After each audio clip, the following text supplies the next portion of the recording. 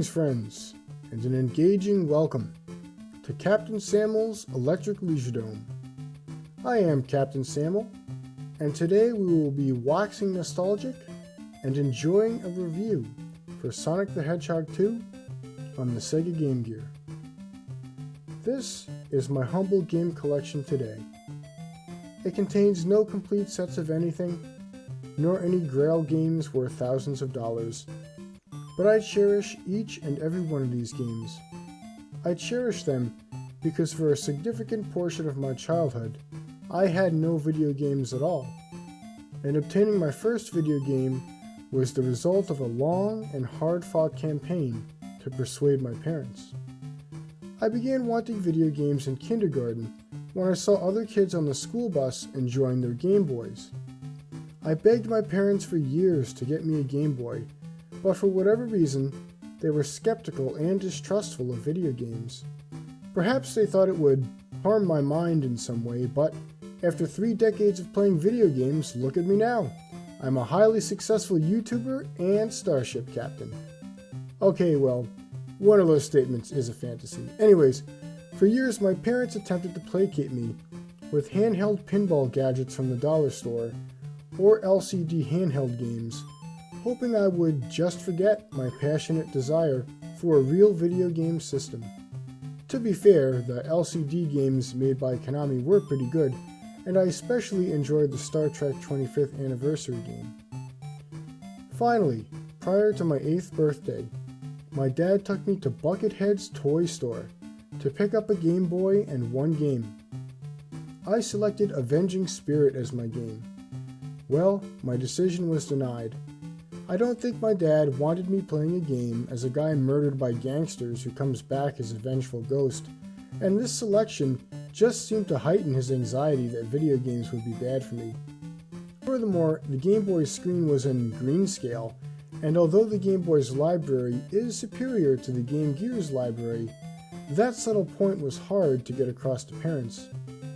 Sega's advertising focus on the color display of the Game Gear was effective that day, and so my father and I left the store with a Game Gear and an included copy of Sonic the Hedgehog 2. So that's why Sonic 2 on Game Gear is sacred to me. My entire collection began with it. Therefore, this small cartridge, worth only a handful of dollars on eBay, is a priceless Grail game to me. How is it to actually play the game though? Let's take a look. We'll begin by taking a look at the box and manual. Doing so is a practice popularized by one of my favorite YouTube channels, Zylog and Moto. You should check that channel out, it's excellent. So, here's the box art for Sonic 2. It's noteworthy that Sonic is riding a hang glider. I think the way that the developers tried to improve and expand on the action from the first game is the addition of lots of gimmick vehicles that Sonic can ride. When you look at the back of the box, you can see an emphasis was placed on these gimmick modes of transportation. Each picture has Sonic riding some sort of gizmo, a minecart, a conveyor belt, and a hang glider. The first bullet point of the game description lists all the exciting modes of conveyance that are intended to enhance the action. Do these things enhance the action and add to Sonic 2? Well, we'll get to that when we talk about the gameplay. The manual is brief but informative. However, one thing that always bothered me is that it lists the speed shoes as an item. I tore this game apart as a kid, looking for those speed shoes. It turns out they aren't in the Game Gear version, only the Master System version.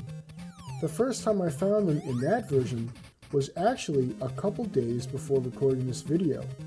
When I finally picked them up, it was the conclusion to a 30-year quest. I just sat there and stared at my screen, astonished that I actually found the mythical speed shoes. Let's move on to discussing the gameplay. Sonic 2 is an action platformer with an emphasis on finding secrets, especially the Chaos Emeralds hidden in the levels. Finding the Chaos Emeralds is necessary to unlock the game's final level and best ending. Getting that best ending is an impressive feat, mainly because the primary issue with Sonic 2 is that you can't see where you're going. This is because of the low resolution and the limited amount of space visible around Sonic.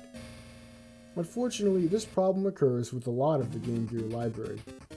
Some games solve this problem by having smaller sprites, and that solution works well for me. In fact, when I play the Master System version of Sonic 2 on Game Gear with a Master Gear converter, Sonic is teeny tiny, but there's more space visible around him, and so that's my preferred way to play this game.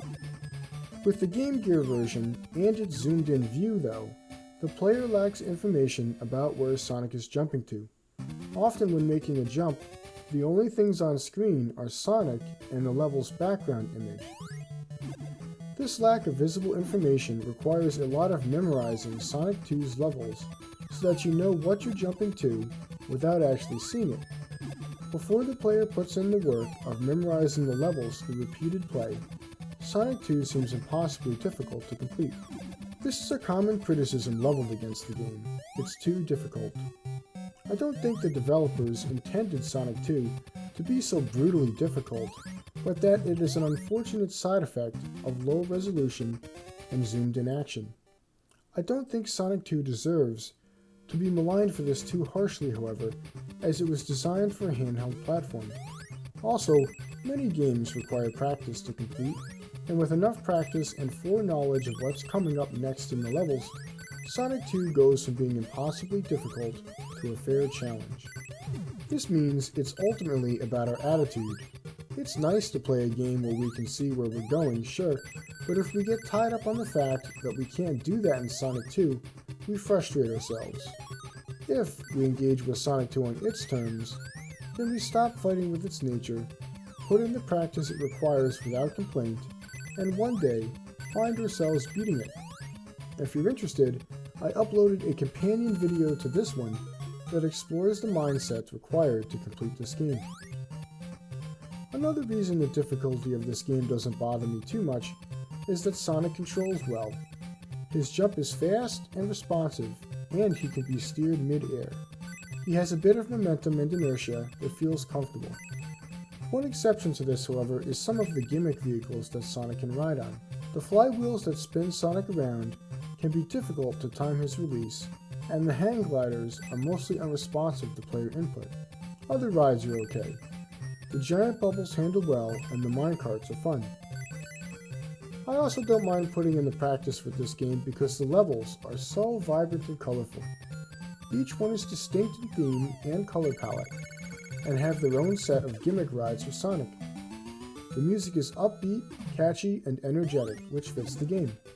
Sonic 2's game world is an exciting, colorful place to be, where you put in the practice to master its difficulty. One aspect I especially appreciate about Sonic 2 on Game Gear is that, aside from all the blind jumps and the zany rides, Sonic 2 plays like a straightforward platformer, and its goals match Sonic's abilities and the design of the levels. Sonic 2 might present itself as a fast-paced, smooth action platformer where Sonic zips through the zones, but actually completing the game requires cautious, careful play. This is because of all the blind jumps, and because carefully searching the levels is needed to gain extra lives and to find the hidden Chaos Emeralds. I didn't play the 16-bit Sonic games until I was an adult, and I have to say, I don't like them. That's because in the 16-bit Sonic games, the level design and Sonic's abilities are a mismatch for the game's goals.